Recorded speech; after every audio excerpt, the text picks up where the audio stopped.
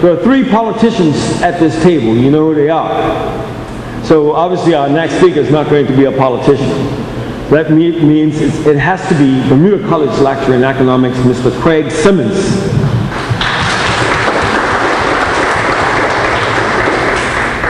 Thank you very much for inviting me. Yeah, obviously what I'm going to say is not going to be as detailed as what the politicians are going to say. Luckily for me, I live in an ivory tower, and I have no plans of coming out. It's rather nice from that viewpoint. But I will say this: there is nothing new except that which is forgotten. And I say that to say that the sky is not falling in. We're all running around terrified that we're in this unprecedented situation. The best advice that I can give you is to get ready for the next one, because we're going to come out of this and yep, there'll be another crash, and perhaps the best thing you can do is to get yourself some knee pads and a crash helmet. To put this in perspective, I think most of the people here are old enough to remember the last recession. The last recession started in '89 and finished in about '92. If you use your fingers, that's about 3 or 4 years. This recession is likely to last a little longer, but it's very similar. Very similar in the sense that the last one was caused by a credit crunch, not a credit crunch caused by multinational banks, but a credit crunch caused by then Bank of Bermuda and Butterfield Bank, or maybe back then it was called the Bank of N.T. Butterfield.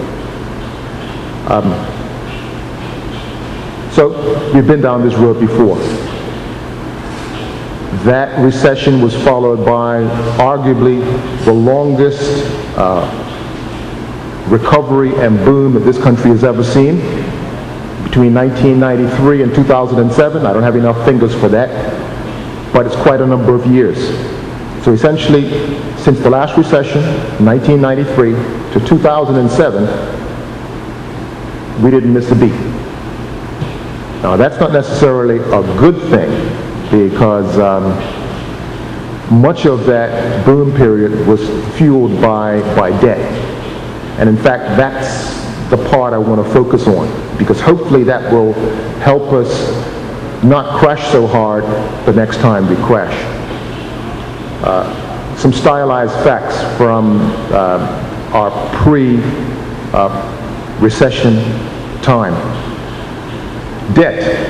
The government has been roundly accused of running up a huge debt. But as I like to tell my students, when you point that finger out there at someone else, there are 3 pointing back at you. In actual fact, when it comes to debt, there should be, for every 1 finger pointing at the government, 5 pointing at us. I say that because the government is accused of running up a $1 billion debt, but the public, by way of consumer and corporate debt, have run up over $5 billion in debt. That's a heck of a lot of debt for a country that has a gross domestic product of, let's call it $5.5 billion. I don't have my calculator with me, but that ratio of private debt to gross domestic product is pretty darn close to 100%. It's got to be in the 90s. That's a problem. That's a real problem when we're talking about recovery and getting back to business as usual. I hope and pray that we don't get back to business as usual. I hope and pray that we're going to learn from our present mistakes. Part of that learning, of course, is going to involve the term that we use is deleveraging. In simple terms, it's a matter of paying down the over $5 billion in debt. Now, let's personalize this, because this forum is what? You, me, and the economy. Imagine your credit card is maxed out at $5 grand. Well, you're not going to be able to go on a shopping spree in the same way as when you were running that credit card up to $5 grand.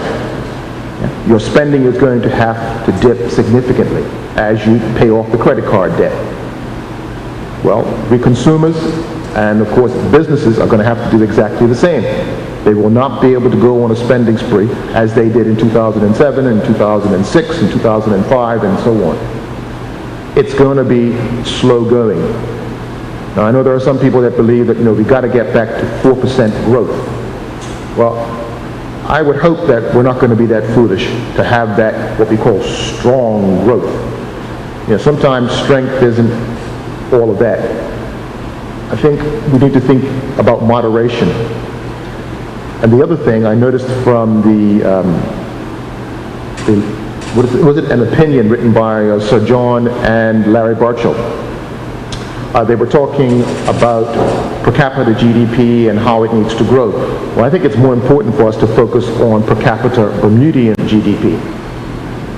As their discussion pointed out, gross domestic product is the production of the country. The country is made up of residents and non-residents. So it's quite possible for gross domestic product to grow dramatically, but yet Bermudians not see any real increase in their well-being. So the rubric is very important. It's good for us to understand exactly what GDP is measuring, and it would be even better for us to have targets that will improve the living standards of Bermudians and not necessarily of non-Bermudians. So a couple of things here. As we go forward, the most important part, of course, is paying down the debt. We've made it quite clear to our government that it's important to pay down the public debt. At the same time, we consumers and we business types have to do the same thing with our personal affairs. So if you've got a credit card, from the you and me perspective of the economy, cut up the credit cards, bury them in the backyard, burn them, get rid of it. Now going forward,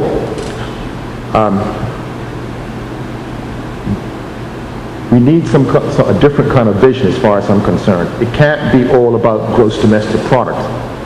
Our focus on gross domestic product got us into the mess that we have today. Yeah? This idea that we have to grow our economy. And if you follow the logic of Larry Burchell and Sir John, the only way we can really grow our economy is by having more and more non-Bermudians on our shores. But there's a lot of credence in what they're saying, and perhaps we can learn something from that. Maybe we need to figure out what it is we want for ourselves. Why do we need to grow this economy at 4% if in fact it's going to mean 13, 14, 15,000 non-Bermudians? Notwithstanding the fact that I believe the year was 2000. In 2000 we had the maximum number of Bermudians in the workforce, and it's been declining ever since. So it's quite possible, again, that this thing will take off and grow wonderfully, but there will be fewer than 27,000, maybe fewer than 26,000 Bermudians benefiting from it. So, keeping your eye on the prize. The prize being, as far as I'm concerned, per capita Bermudian income. The other thing is, I'd like to suggest in terms of the future, in terms of a vision, is finding a way to limit the amount of debt that financial institutions are able to convince us to rack up. Because as we recall from the last recession, the Bermuda Monetary Authority made it quite clear that the last recession was caused by a massive expansion of credit and then a sudden choking off of that credit in the form of a credit crunch. So the financial services sector got us into a crapper in the last one, and it looks like the global banks have gotten us into the crapper in this one. Let's try and avoid getting into the crapper because of the financial services sector. And I'd like to suggest that the debt to GDP ratio, that we try and target ourselves somewhere between 80 and 85%. At the moment, where private debt is very close to 100%, if you look at the total debt, which is government and private debt, we're well over 100%. That is clearly not sustainable. It's not robust. So I'd like to suggest and I don't think this word exists in the dictionary, it's called robustification. By definition, the process of becoming robust. Something that is robust is strong.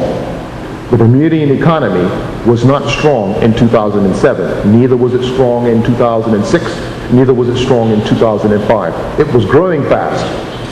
You know, it's like my father used to tell me, if you jump off that wall, it's not the fall that's going to hurt. It's the sudden stop. Same thing with debt. The other thing we should look at is debt to savings. If you get a chance, you should go to the Bermuda Monetary Authority site, bma.bm, and look at its regulatory updates. Some rather concerning information there in the deposit profiles of Bermuda's banks. We as a people have saved just under $4 billion, but yet the banks have loaned and advanced via mortgages and loans and so on in excess of $5 billion. Now, back in the good old days, which would have been the 90s and the early 2000s, banks always kept a reserve. So if there was $100 in deposits, you would keep $80 on hold and lend out the rest. But you always had a cushion.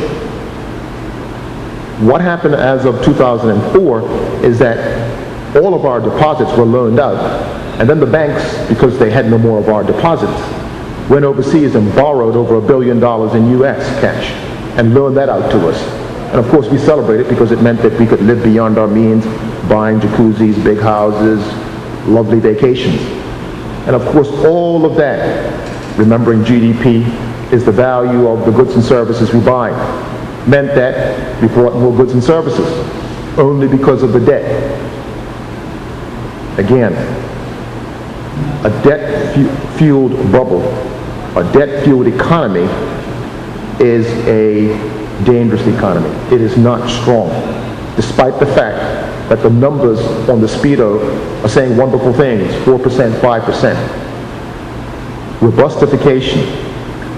Another feature of robustification, and thank goodness this is already underway, would be energy security, where we provide more of our energy needs with renewable energy. Now, I don't want to sound like a tree hugger. I am a tree hugger. But the overall robustification of our economy has to have in it increased use of renewable energy, just as it has to have food security, which is, again, another sort of radical idea that was discussed recently at Ruth Seton James by the Sustainable Development Roundtable. Again, robustification. I'll end with this. The composition of growth is far more important than growth itself. So, 4% growth is no growth at all if its composition is based on debt. Thank you very much. Thank you, Mr. Simmons.